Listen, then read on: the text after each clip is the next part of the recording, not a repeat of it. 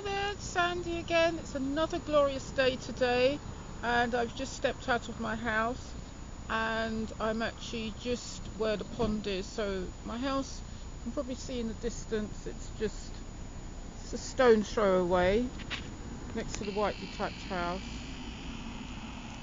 and my house is the brown detached house next to that. So all I've done literally is just come on the other side of the road and walk down. And where I am now is, if I go past the houses, you can now see that short walking distance, we've actually got the pond here, and we've actually got the houses in the reflection of the water, and we've got a couple of ducks just sitting by. See the postman walking in the distance.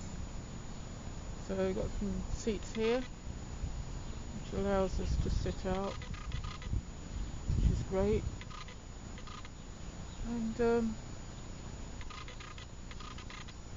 I'll be going back home shortly because I'm expecting a phone call about 2:30. So just wanted to come out and sit.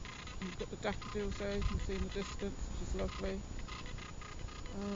So yeah, just wanted to come out and sit, say hi, and I hope you're having a blessed day. Bye for now.